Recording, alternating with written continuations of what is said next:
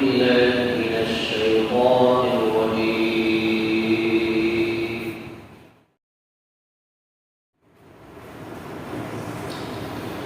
بسم الله الرحمن الرحيم.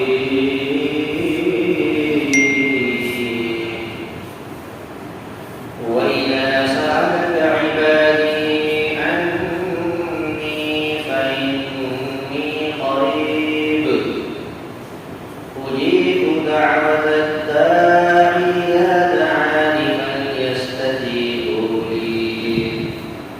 فليستجيبوا لي وليؤمنوا بي لعلهم يرشدون. صدق الله العظيم. اور جس وقت کے آپ سے سوال کرے میرے بندے میرے بارے میں، تو آپ کہہ دیجیے کہ میں بہت زیادہ قریب ہوں، اور اتنا قریب ہوں کہ جب کوئی پکارنے والا مجھے پکارتا ہے تو میں اس کی پکار کو قبول کرتا ہوں. تو چاہیے کہ وہ لوگ بھی میری باتوں کو دل و جان سے قبول کریں اور میرے اوپر ایمان لائے، تاکہ وہ لوگ ہدایت یافتہ بن جائے، رائے حق پالے. سورۃ البقرہ کی 186 بھی آیت کی تلاوت ہوئی ہے. ایک آیت کریمہ آج کے اس درس کے اندر، آج کے اس سبق کے اندر اور آج کی اس آیت کریمہ کے مفہوم کے اندر ایک اچھا خاصا پیغام اللہ تبارک و تعالیٰ نے دیا ہے.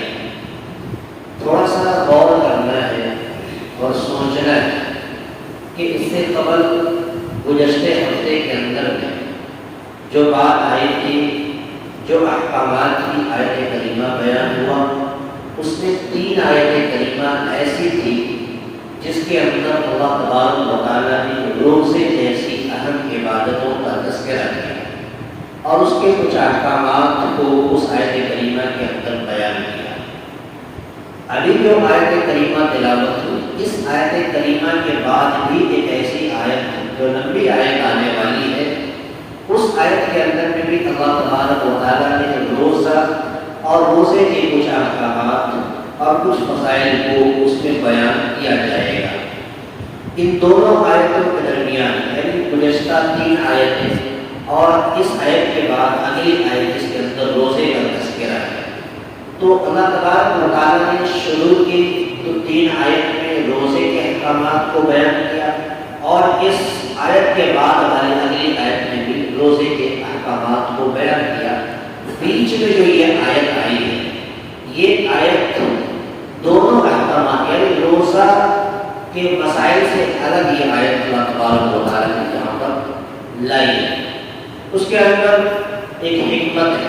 صاحب ابن کثیر، جو ابن کثیر ایک تفسیر کی بہت ہی اہم کتاب ہے، اس کے اندر اس کا تذکرہ کیا گیا ہے اور حکمت بیان کی گئی ہے کہ اللہ تبارک و تعالیٰ نے جو گزشتہ 3 آیتیں جس کے اندر روزے کا تذکرہ ہوا ہے، اس آیت کریمہ کے اندر روزے کے احکامات کو ذکر کیا اور اس کے اندر جو کچھ پیچیدہ مسائل تھی اور جو چیزیں تھیں اس کا تذکرہ کیا، تاکہ وہ بندہ جو ہے اس کو صحیح ڈھنگ سے کرے اور اس کو انجام دے.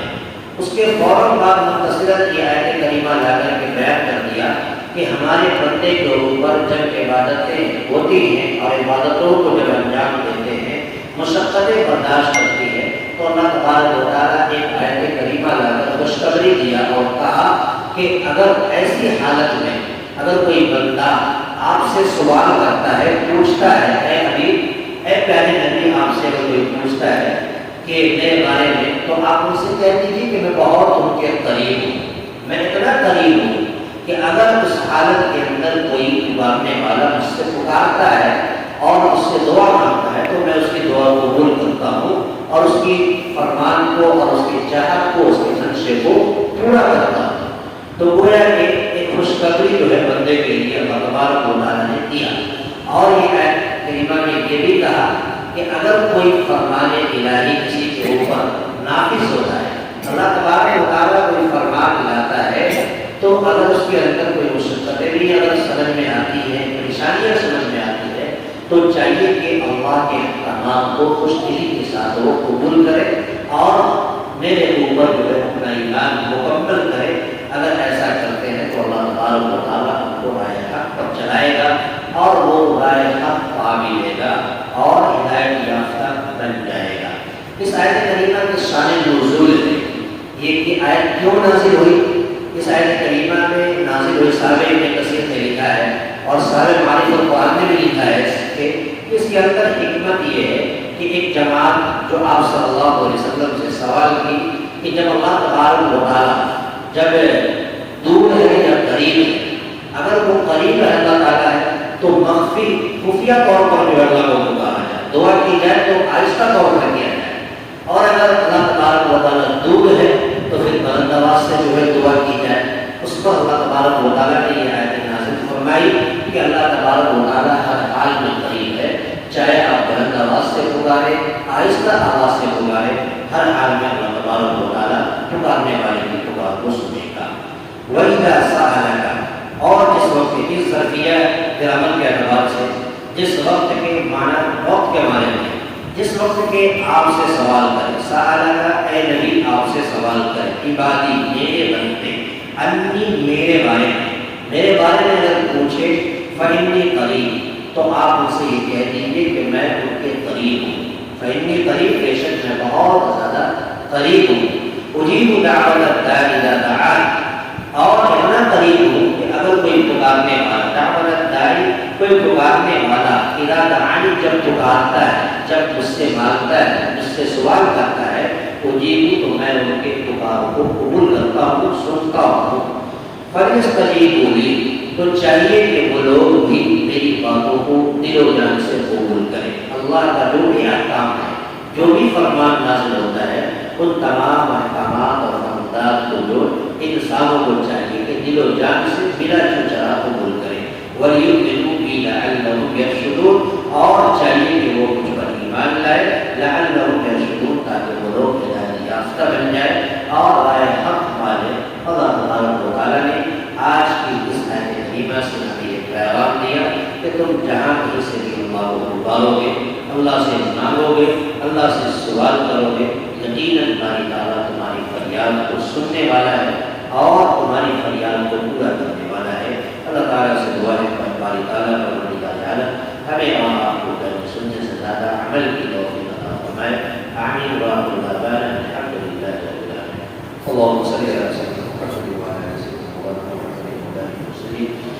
ربنا آتنا في الدنيا حسنة وفي الآخرة حسنة وقنا عذاب النار۔ یا الہ العالمین رب کریم، مولا کریم، پروردگار عالم، اے اللہ رحم کا کرم کا عافیت کا درگزر کا معاملہ فرما۔ اے اللہ پورے عالمی اسلام کے مسلمانوں کی جان کی، مال کی، عزت کی، آبرو کی حفاظت فرما۔ مولا کریم ہم سب نے طرف سے قرآن کو سنا فرما۔ اے اللہ جو فرمان نازل ہوا، اے اللہ اس پر خدا ہم سب کو عمل کرنے کی توفیق عطا فرما۔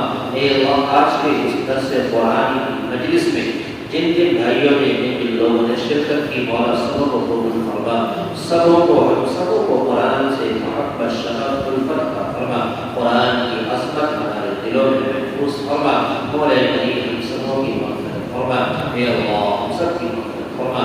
مولا کریم ہماری دعاؤں کو اپنے حبیب پاک صلی اللہ علیہ وسلم کے صدقے الطیب قبول عطا فرما۔ اللهم ربنا تقبل منا انك انت السميع العليم وتب علينا